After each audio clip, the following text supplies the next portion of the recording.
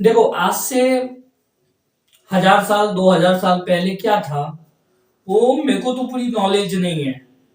मैंने भी आपके तरह किताब पढ़ा, बुक पढ़ा, लेकिन हाँ, मेरे को 1000 साल बाद क्या होगा ये मेरे को पता है। हम पूरी दुनिया, जितनी बड़ी हिमालय है ना, जिस तरह हम लोग आगे बढ़ रहे हैं, उतना बड़ा कचरा का डिब्बा, या फिर ये कहें कि एक तरफ हिमालय, एक तरफ कचरालय। खैर छोड़िए दोस्तों, ये मेरी थिंक है। चलिए बात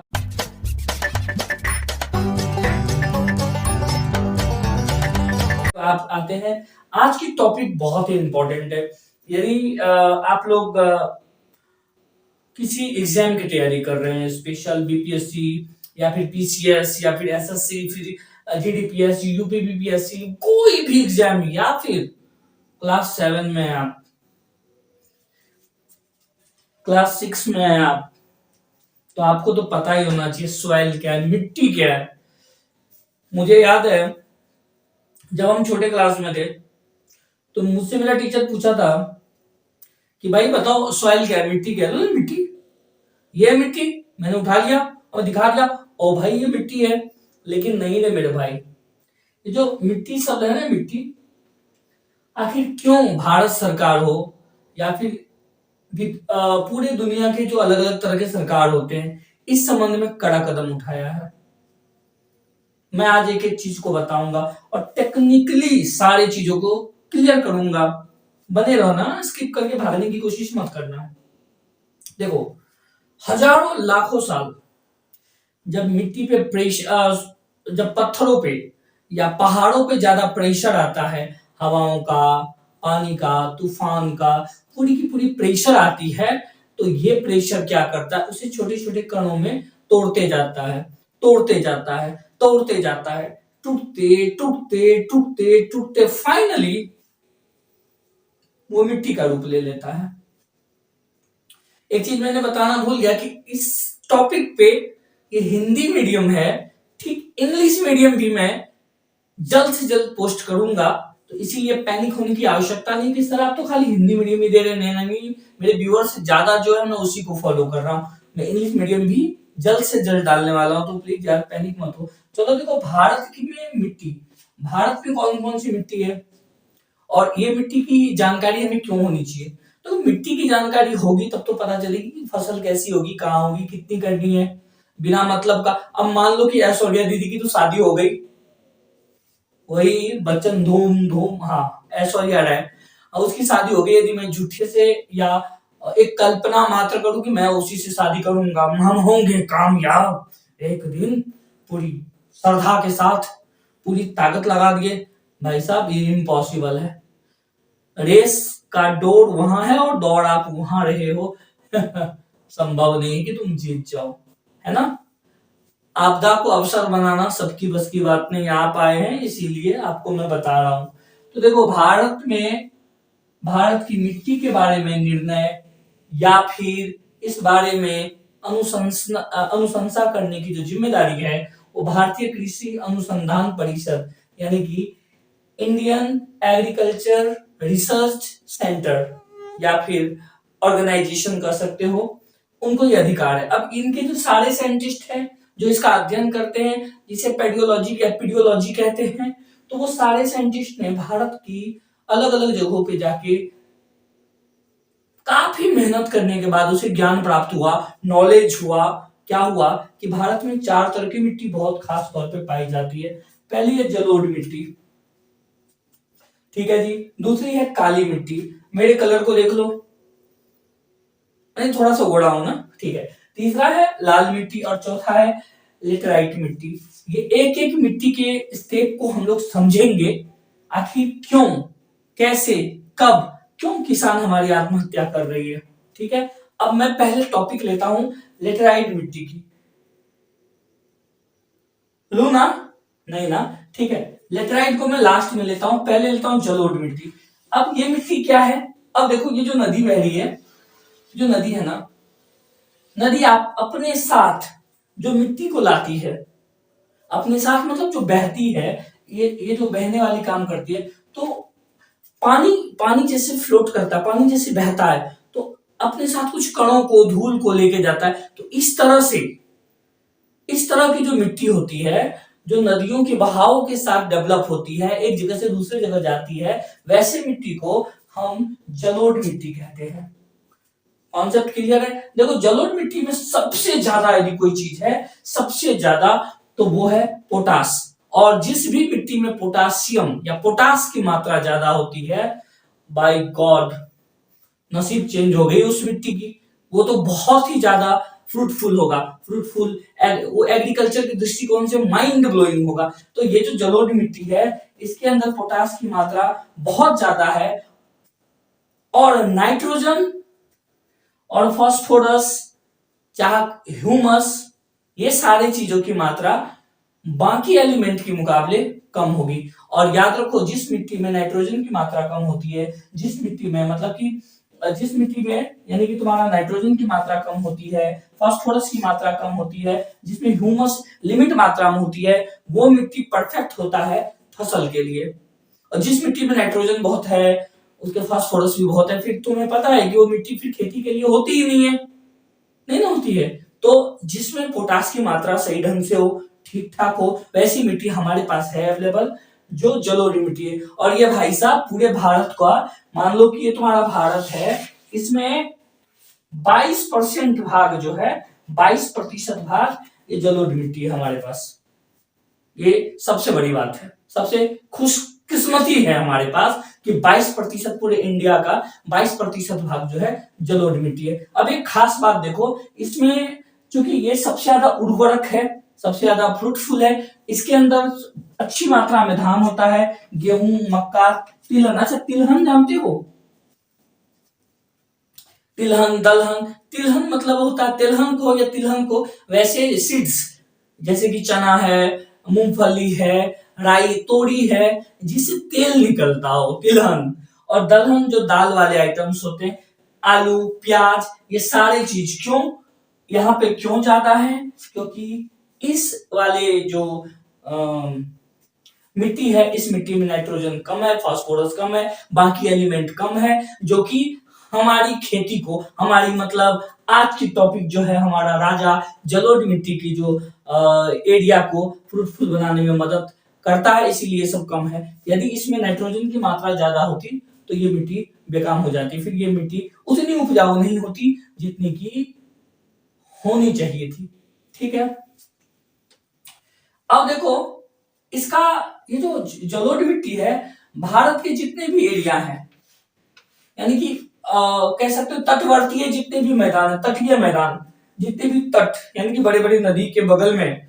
अच्छा, ये भी सोचने वाली बात है, जितनी भी बड़ी बड़ी या बड़े बड़े शहर बने हैं, सभी तो नदी के किनारे बसे हैं, और जो जो नदी के किनारे बसे हैं वो संभवतः जलोढ़ मिट्टी के ऊपर ही बसे हुए हैं। यानी कि जितने भी तटवर्तीय इलाके हैं, तटवर्तीय का मतलब समझ लो कि बड़े बड़े नदियों के मुहाने पर जो है बसा हुआ है जगह, या वो पठार को हो, या फिर वो समतल भूमि को हो, या कुछ भी हो, वो ज्यादातर अधिकांश जलोढ़ मिट्टी उसको ऑक्यूपाई करके रखा हुआ है। ठीक है, अब देखो, जलोढ़ मिट्टी खासतौर पे दो तरह के होते हैं। जलोढ़ मिट्टी दो तरह के होते हैं, एक होता है बांगर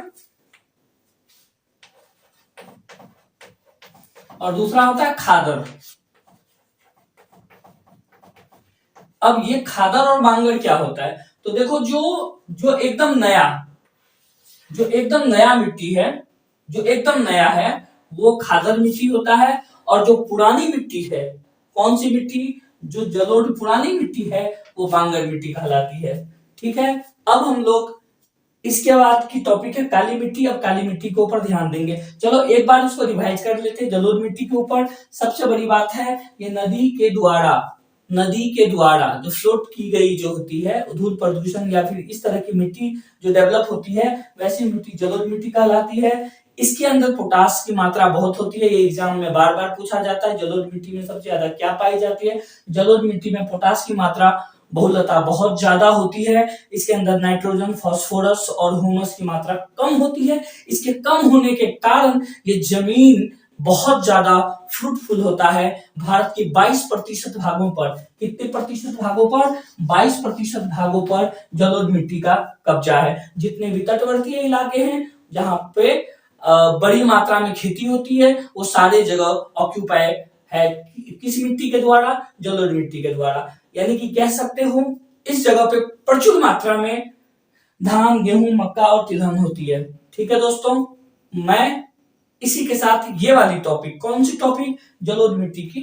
देखो, जलोढ़ मिट्टी के बाद सबसे इंपॉर्टेंट यदि टॉपिक है पढ़ने लायक तो है काली मिट्टी। ये जो काली मिट्टी है एक्चुअल में आई कहां से? तो देखो, ज्यादा दिमाग लगाने की जरूरी नहीं है। ये बेसाल्ट जब चट्टान, बेसाल्ट चट्टान का नाम सुना है ना? तो ये जो बेसाल्ट चट्टान होती है, जब ये टूटती है, क्या होती है? जब ये टूटती है, टूटने के बाद, बिखरने के बाद क्या होता है? ये काली मिट्टी का रूप धारण करती है। यानी काली मिट्टी जब तक बेसाल्ट चट्टान नहीं टूटेगी, बेसाल्ट चट्टान में हलचल नहीं होगी, वो लाखों साल नहीं होंगे, तब तक काली मिट्टी नहीं बनने वाली है। ये बात याद रखना, काली मिट्टी और बेसाल्ट चट्टान का रिश्ता है। बेसाल्ट चट्टान जो होता है, या बेसाल्ट को बेसाल्ट ही कहा जाता है, ये इसके काली मिट्टी के डैडी जी हैं, पप्पा। समझ रहे हो? अब इस मिट्टी के अंदर क्या क्या पाया जाता है? इस मिट्टी के अंदर जो है सबसे कॉमन चीज है आयरन। उसके बाद इसके अंदर चूना पाया जाता है, प्रचुर मात्रा में ये सब पाया जाता है। एल्युमिनियम भी पाया जाता है। वैसे वहां में लिखा हुआ हूं, लेकिन लाइट की रिफ्लेक्शन की वजह से मुझे थोड़ी सी प्रॉब्लम हो रही है। ठीक है, तो मैं बहुत जल्दी ये इश्यू भी खत्म कर दूंगा। ये एल्युमिनियम भी पाई जाती है बहुत बड़ी मात्रा में, और इसके अलावा मैग्नीशियम। ये 5 एलिमेंट जो है सबसे ज्यादा पाया जाता है। क्वेश्चन पूछ दिया जाएगा कि भाई काली मिट्टी में निम्न में से कौन एलिमेंट नहीं पाए जाते हैं, तो कौन नहीं पाए जाते कैसे पता चलेगा हमें? कौन पाए जाते हैं ये तो पता चले। तो इसमें कौन कौन आगे है? आयरन है, चूना है, एल्युमिनियम है और मैग्नीशियम है। चलो फिर से एक बार रिवाइज करते हैं बच्चों, क्या क्या है। तो आयरन किस में पाया जाता है? काली मिट्टी में। चूना किस में पाया जाता है? काली मिट्टी में। एल्युमिनियम किस में पाया जाता है? काली मिट्टी में। और मैग्नीशियम भी काली मिट्टी में पाया जाता है। अच्छा ठीक है, मैं काला रंग का हूं। मेरी माँ कहती है कि बेटा तुमको भगवान यानी है ना, वो जो मानती है कि काली माता से मैंने मांगा है, तो ठीक है, ये कारण समझे। तो तुम मुझे ये भी बताओ, यदि उसका कारण है तो मुझे ये बताओ कि ये काली मिट्टी का रंग काला क्यों है? काली मिट्टी का रंग काला क्यों है? तो गुरुजी ये क्या सवाल है? नहीं, ये क्वेश्चन बार बार एग्जाम में पूछा जाता है। काली मिट्टी का काला रंग जो है टिटेनीफेरस मैग्नेटाइट की वजह से है। काली मिट्टी का काला रंग टिटेनीफेरस मैग्नेटाइट। इस पॉइंट को याद रखना, ये बहुत ज्यादा इंपॉर्टेंट पॉइंट है। क्या क्या इंपॉर्टेंट पॉइंट है? एक बार बोलो तो मेरे साथ, टिटेनीफेरस मैग्नेटाइट, ये बहुत इंपॉर्टेंट है। इसी के कारण काली मिट्टी का रंग काला होता है। और देखो, सबसे बड़ी बात है कि कार्बनिक पदार्थ बहुत ज्यादा भरा होता है काली मिट्टी के अंदर। कार्बनिक जो एलिमेंट है, जो इतने भी कार्बनिक एलिमेंट है, कार्बनिक पदार्थ है, वो कौन कौन से तुम्हें पता है? बच्चे क्लास में तो हो नहीं। यदि हो नहीं और तुम्हें पता नहीं कार्बनिक पदार्थ क्या है, कमेंट करो ना यार। मैं वीडियो स्किप मत करो, और आगे बहुत सारी चीजें मैं बताऊंगा, बने रहोगे तब तो बताऊं। इस मिट्टी को ही रेंगून, याद रखिएगा, क्वेश्चन होगा काली मिट्टी को निम्न में से अन्य किस मिट्टी के नाम से जाना जाता है? तो सीक्रेट बात है ना, बताइयो ककड़ो, क्या है? रेंगून। रेंगून मिट्टी को काली मिट्टी कहा जाता है। यानी कि काली मिट्टी का दूसरा नाम रेंगून मिट्टी है। ये बात दिमाग में याद रखना, ठीक है जी। देखो, जहां पे आयरन हो, चूना हो, एल्युमिनियम हो और मैग्नीशियम हो, वहां की जो सिचुएशन है वो कपास के लिए पर्याप्त अच्छी जगह है।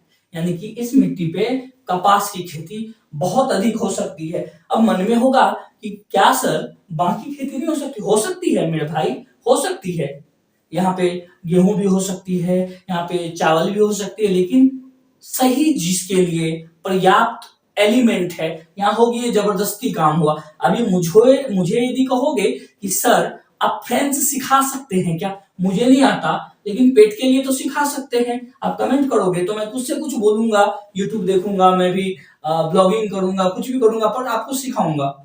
उसी तरह ये मिट्टी की जो कैपेसिटी है, उस कैपेसिटी के अनुसार यानी कि कपास की खेती करे तो बेहतर है। यदि कपास की खेती नहीं करता है तो फिर बाकी कर सकता है, लेकिन कपास के लिए बहुत ही ज्यादा उपयुक्त होगा। देखो ये ज्यादातर ये मिट्टी किस जगह पे है, तो महाराष्ट्र, गुजरात के जो प्रदेश है यहाँ पे बहुत ज्यादा, यानी मध्य प्रदेश में भी बहुत ज्यादा मिट्टी है। ये वाला कौन सी मिट्टी?